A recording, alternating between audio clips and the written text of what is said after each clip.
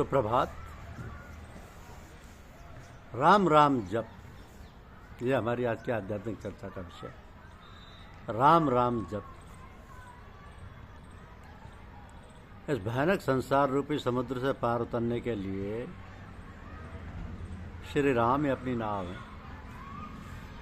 इस राम नाम रूपी नाव में बैठकर मनुष्य जब चाहे तभी पार उतर सकता है, क्योंकि मनुष्य के अधिकार में इसी एक साधन के बल से सब सिद्धियां वृद्धियां प्राप्त हो जाती हैं।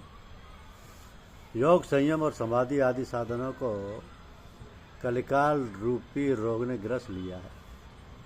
ये जगत भ्रम से आकाश में फले फूले दिखने वाले बगीचे के समान सर्वथा मिथ्या है।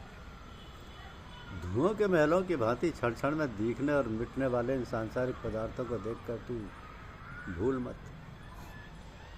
जो राम नाम को छोड़कर दूसरे का भरोसा करता है उस मूर्ख के समान है जो सामने परोसे हुए भोजन को छोड़कर एक एक कौर के लिए कुत्ते की तरह घर घर मांगता फिरता है। तो यदि कृपालु श्री राम जी की कृपा है तो वैरी उसका कुछ नहीं बिगाड़ सकता। प्रभु के भक्त का कोई बाल बाका भी नहीं कर सकता, चाहे कोई करोड़ों उपाय क्यों ना करे। तो जो नीच संत की मौत विचारता है वो पामर स्वयं उसी मौत से मरता है। प्रहलाद की कथा प्रसिद्ध है, उसको सुनकर कौन ऐसा होगा जो भक्ति न करेगा।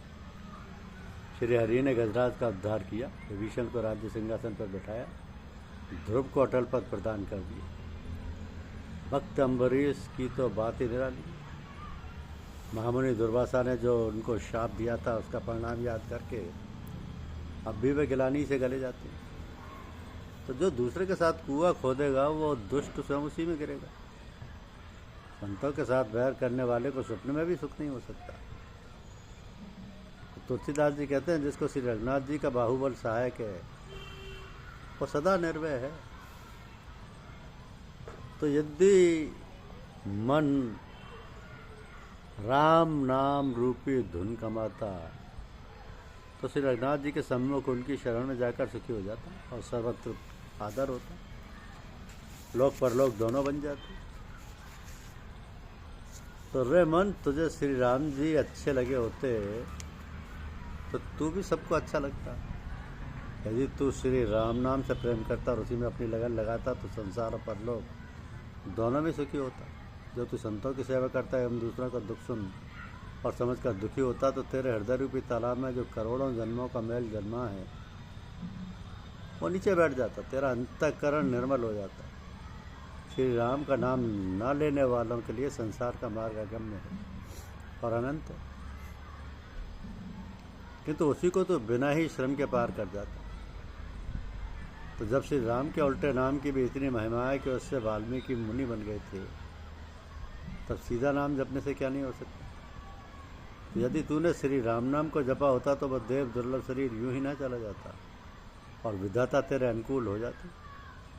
तो अरे मन, यदि तू प्रेम और विश्वास से राम नाम में लौ लगा देता तो हे तुलसी, श्री राम कृपा से तू तीनों प्रतापों से मुक्त हो जाता। तो मुझे तो एकमात्र श्री राम नाम का ही भरोसा है। मेरे कुटिल मन का कुछ ऐसा ही स्वभाव है कि वह और कहीं विश्वास ही नहीं करता। कर्मकांड कलयुग में कठिन है और उनका होना तो धन के अधीन है। अब रहे ज्ञान, वैराग्य, योग, जप और तप आदि साधन, तो उनके करने में काम, क्रोध, लोभ, मोह आदि का भय लगा रहता है। इस संसार में श्री रघुनाथ जी के गुण समूहों को गाने वाले ही सदा सब प्रकार से योग्य हैं, जो राम नाम रूपी कल्प वृक्ष की छाया में बैठे और उन्हें अज्ञान और विषयों के प्रलोभन का क्या डर है। कौन जानता है कि कौन नरक जाएगा, कौन स्वर्ग जाएगा और कौन परम धाम जाएगा। इस दास का तो संसार में राम जी के गुलाम होकर जीना बहुत अच्छा लगता है। यदि तुझ सरीका कहीं कोई समर्थ स्वामी होता तो भला ऐसा कौन क्षुद्र था जो निरादर सहकर दिन और रात तेरा नाम रट रट कर दुबला होता। मैं जो तुझसे कृपा रूपी अमृत जल मांग रहा हूँ वह सचमुच ही निराला। काल तथा कर्म के प्रभाव से यदि कभी कभी मन में कोई बुरी कामना आ जाती है जिससे तेरी ओर से चित्त हटने लगता है तो वैसा ही है जैसे मछली को क्षणभर का भी जल का उपयोग सहन नहीं होता। वैसे ही मेरा चित्त चातक मेरे प्रेम जल से अलग होने पर घबरा जाता है और फिर तेरे लिए चेष्टा करता है। परंतु ऐसा कहना भी नहीं बनता, क्योंकि इस दास के हृदय में जितना कपट है उतना किस प्रकार कहा जा सकता है।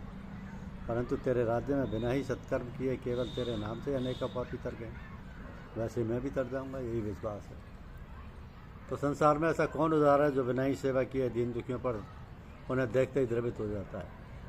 ऐसे एक श्री राम जी हैं, उनके समान दूसरा कोई नहीं। बड़े बड़े ज्ञानी मुनि योग वैरागी आदि अनेक साधन करके भी जिस परम गति को नहीं पाते, वे गति प्रभु श्री रघुनाथ जी ने गीत और सभी तक को दे दी, और उसको उन्होंने अपने मन में बहुत कुछ नहीं समझा। जिस संपत्ति को रावण ने शिव जी को अपने 10 सिर पर चढ़ाकर प्राप्त किया था, वही संपत्ति श्री राम जी ने बड़े ही संकोच के साथ विभीषण को दे डाली।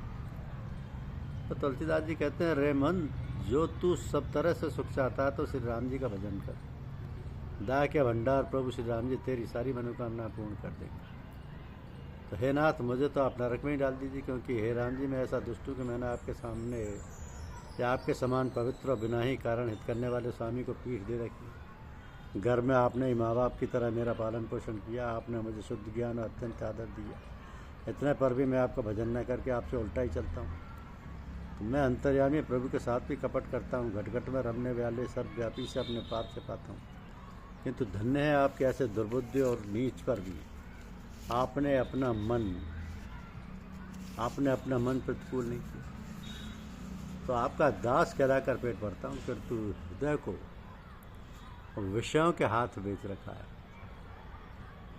अपने हृदय को विषयों के हाथ बेच रखा है, तो भी मुझ जैसे ठग पर आपने अत्यंत कृपा की।